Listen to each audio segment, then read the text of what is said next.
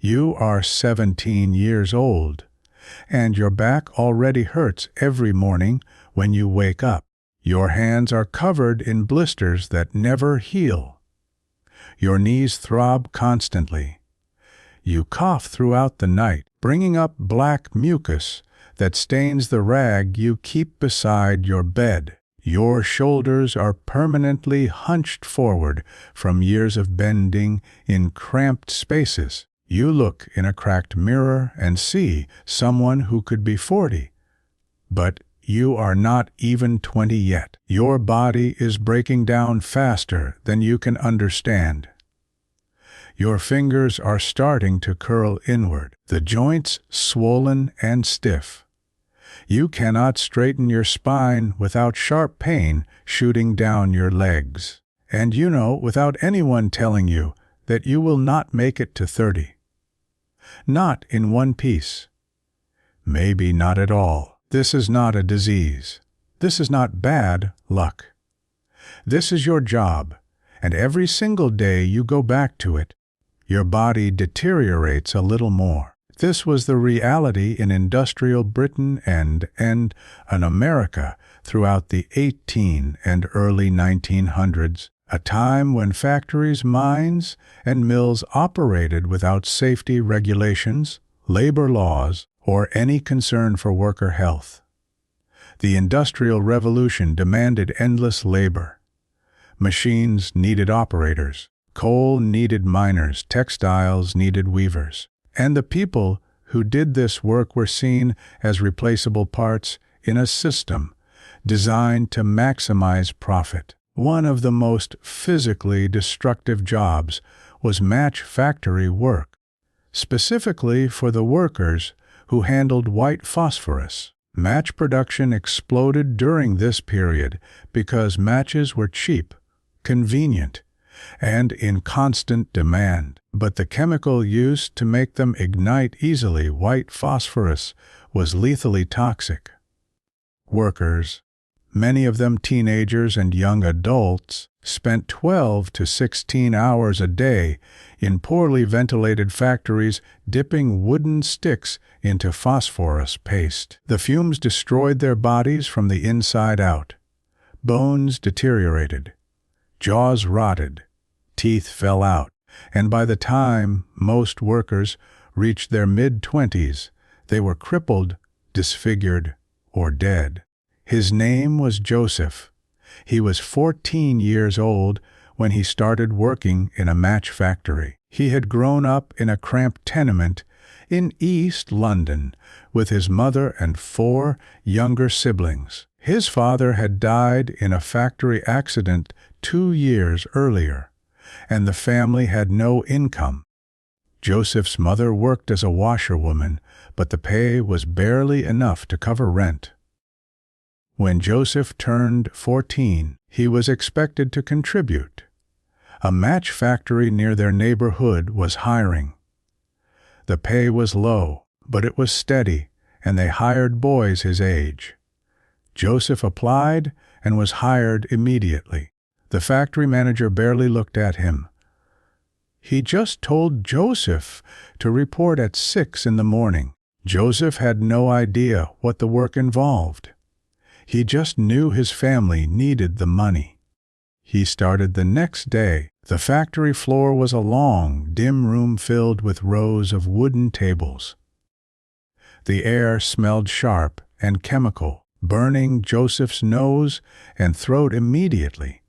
He was assigned to a table with 5 other workers, all young, all thin and pale.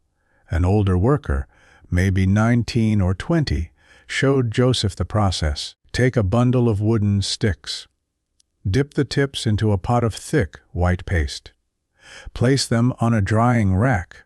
Repeat. The paste was white phosphorus mixed with glue and other chemicals. It glowed faintly in the dim light.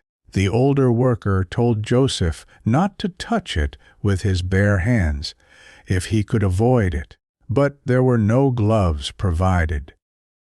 Joseph worked carefully at first, trying to keep the paste off his skin, but the work was fast-paced. The supervisors demanded speed. If you were too slow, you were replaced. Within an hour, Joseph's hands were covered in the paste. It stuck to his fingers, his wrists, his forearms. He wiped it on his apron, but it did not come off easily.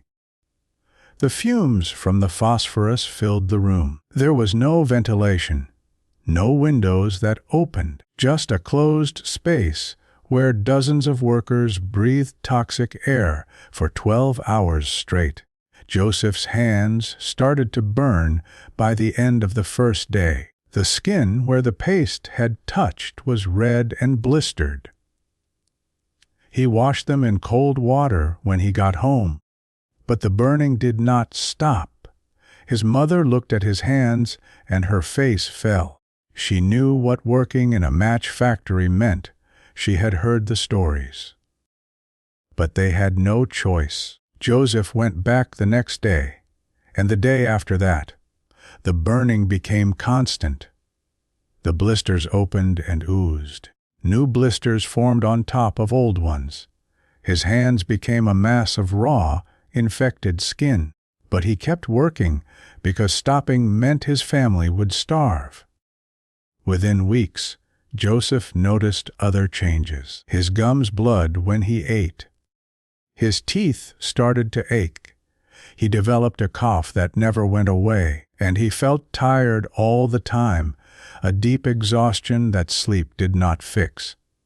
The other workers looked even worse. The boy next to him, who had been working there for 2 years, had a sunken face and missing teeth. His jaw was swollen on one side, and he barely spoke.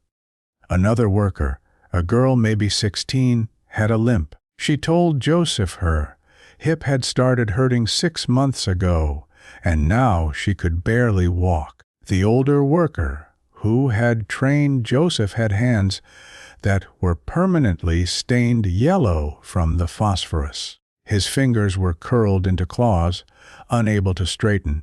He coughed constantly, a wet, rattling sound. Joseph realized he was looking at his own future.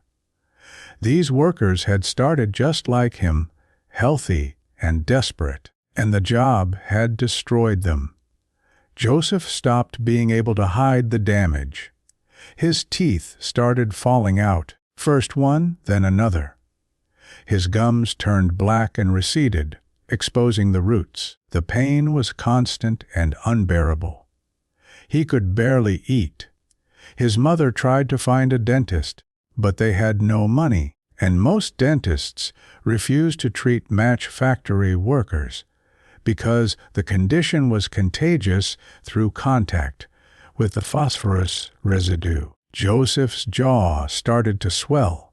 The bone itself was deteriorating, a condition called phossy jaw. The phosphorus had entered his bloodstream through cuts and blisters on his hands, and it was now attacking his skeletal system from the inside. His jawbone was literally rotting while he was still alive. The pain was so intense he could not sleep. He lay awake at night, tears streaming down his face, wishing he could die, just to make it stop. But he kept going to work because his family depended on him. People avoided Joseph. The smell from his infected jaw was horrible. His face was swollen and discolored. He looked diseased, and in a way, he was. Other workers in the factory were too exhausted and sick to offer support. Everyone was suffering. Everyone was just trying to survive one more day. Joseph stopped talking to anyone. He stopped leaving the house except to go to work. He became a ghost, existing only to dip matches and endure pain. He lost any sense of who he had been before. He was just a body, breaking down, waiting for the end. Think about this. Imagine being a teenager and knowing that your body is being destroyed day by day, and there is nothing you can do about it because you need the money to survive. Imagine watching your teeth fall out, feeling your bones rot, and still going back to work because the alternative is starvation. Could you do it? And what does it say about a society that allows this to happen?